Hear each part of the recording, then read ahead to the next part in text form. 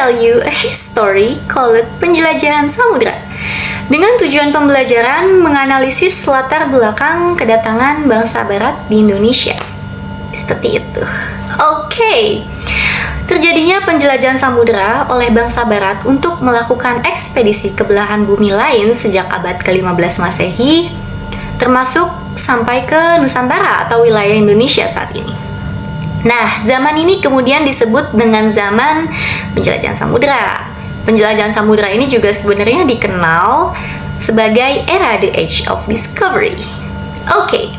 Dilatar belakangi oleh jatuhnya Konstantinopel pada tahun 1453 dari Kekaisaran Bizantium atau Romawi Timur ke Kesultanan Turki Utsmani di bawah pimpinan Sultan Mehmed II.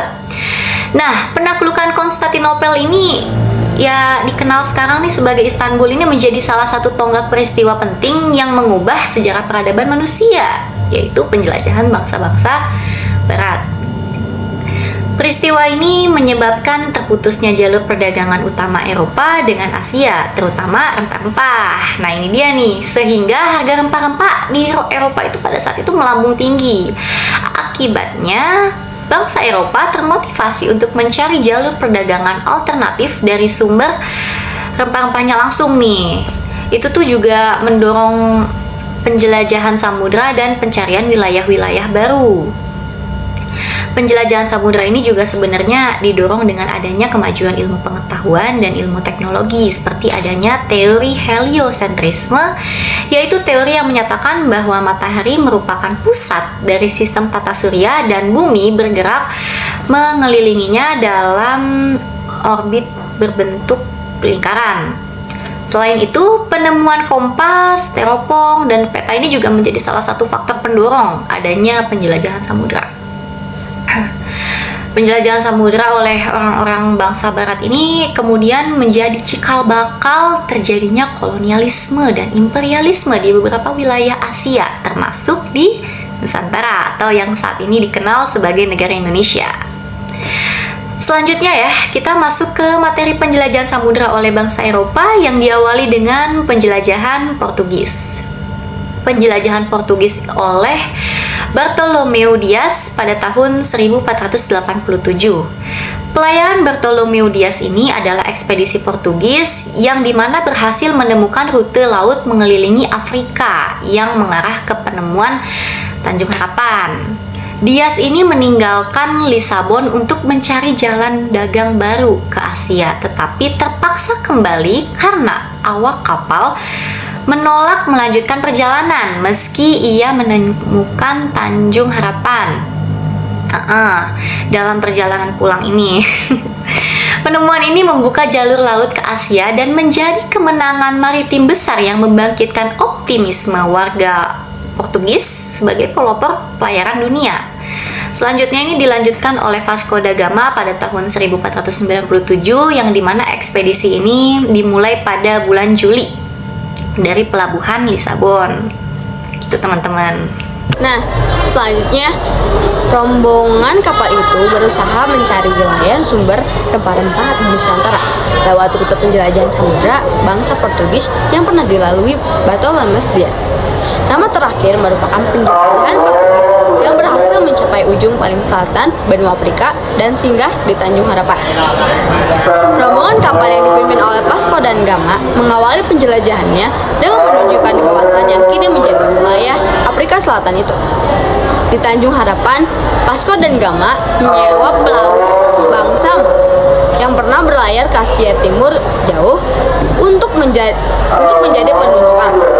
Pada tahun 1498, rombongan Vasco da Gama berhasil mencapai Calicut dan Goa yang merupakan wilayah India.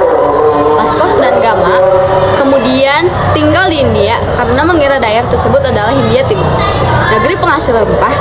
Namun, setelah tinggal beberapa tahun, dia menyadari bahwa tempat tersebut bukan penghasil rempah-rempah yang sebenarnya. Maka dari itu, Portugis lantas memberangkatkan ekspedisi lanjut di bawah pimpinan Alfonso de Albuquerque untuk menuju wilayah Malaka. Armada Portugis itu berangkat ke Malaka dengan menggunakan kapal yang dilengkapi dengan peralatan perang yang lengkap, seperti Senapan dan Meriam pada tahun 1511. Armada Portugis berhasil menguasai Malaka dan mulai memasuki wilayah Kepulauan Nusantara yang mereka sebut sebagai Tanah India atau Hindia. Orang-orang Portugis pun segera mengetahui bahwa Kepulauan Nusantara merupakan tanah penghasil rempah-rempah, terutama wilayah Maluku. Disusul dengan penjelajahan yang dilakukan oleh bangsa Spanyol. Mari kita masuk ke materi tersebut. Penjelajahan Spanyol yang pertama oleh Christopher Columbus pada tahun 1492. Spanyol merupakan bangsa barat yang merintis penjelajahan samudera demi mencari rempah-rempah. Pada 3 Agustus 1492, pelaut asal Spanyol Christopher Columbus memimpin pelayaran ke arah barat. Selanjutnya, armada Columbus tiba di Kepulauan Kanari, Afrika sebelah barat, tanggal 6 September 1492. Setelah itu, mereka melanjutkan berlayar hingga menemukan Kepulauan Bahama, Amerika. Pada 12 Oktober 1492, pada awalnya, Columbus mengira bahwa wilayah tersebut adalah daerah India atau Hindia. Oleh karena itu, Columbus menyebut orang asli wilayah itu dengan istilah Indian. Columbus beserta rombongannya melanjutkan perjalanan sampai menemukan Kepulauan Haiti, Amerika. Setelah itu, Columbus pulang ke Spanyol pada tahun 1493 dan memperoleh pengakuan sebagai penemu benua baru yang bernama Amerika. Berikutnya disusul oleh Ferdinand Magellan sekitar tahun 1519. Pasca penjelajahan Columbus, Ferdinand Magellan atau Magellan beserta kapten kapal Jan Sebastian Elcano berlayar sampai Amerika. Mereka menemukan selat yang jalurnya mengarah ke Samudra Atlantik ke Samudra Pasifik. Pada Maret 1521, rombongan kedua Spanyol ini tiba di Pulau Guam hingga sampai ke Kepulauan Filipina pada tahun serupa.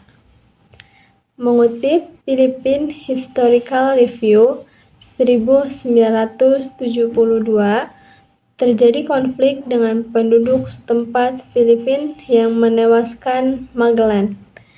Jan Sebastian Elcano atau Juan Sebastian Elcano membawa rombongannya melarikan diri ke arah selatan.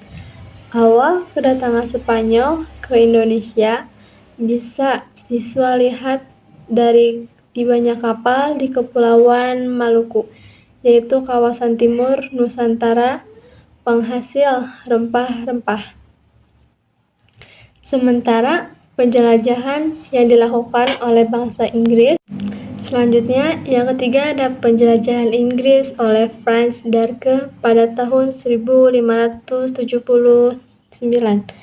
Inggris tempat bergantung pada Portugis, tepatnya di kota Lisabon, untuk urusan rempah.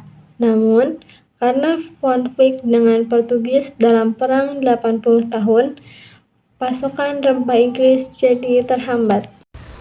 Nah, berikutnya para pedagang Inggris kemudian mencari jalan keluar dengan mencari daerah utama penghasil rempah-rempah di dunia timur. Dalam pelayaran ke dunia timur untuk mencari rempah-rempah, pelaut Inggris pertama kali sampai di India pada tahun 1498 dengan mengikuti rombongan Portugis yang dipimpin oleh Vasco da Gama. Inggris kemudian berupaya memperkuat kedudukannya di India dengan membentuk kongsi dagang bernama East India Company pada tahun 1600. Pada tahun 1602, pemerintah Inggris mengirim utusannya ke Banten guna menjalin hubungan bilateral.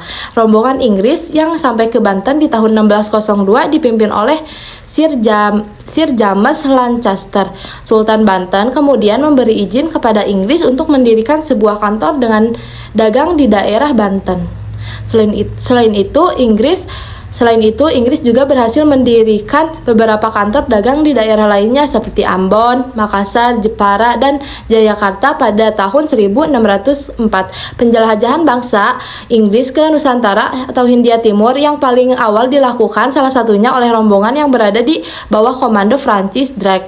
Pada Juli 1579, rombongan Drake berlayar menuju ke barat. Setelah 68 hari, perjalanan mereka berhasil melintas Samudra Pasifik dan menemukan sejumlah gugus pulau kecil. Dari sana, menukil keterangan di laman Britannic, Drake melanjutkan perjalanan ke Filipina. Drake akhirnya dapat menemukan Maluku, mendapatkan izin dari sultan setempat dan berhasil membawa pulang rempah-rempah.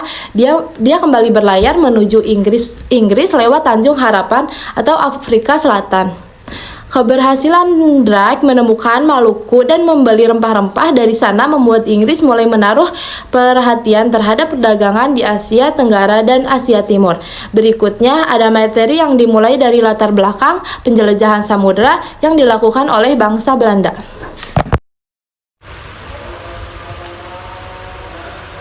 Penjelajahan Belanda. Latar belakang penjelajahan Belanda. Permasalahan di dalam negeri Belanda.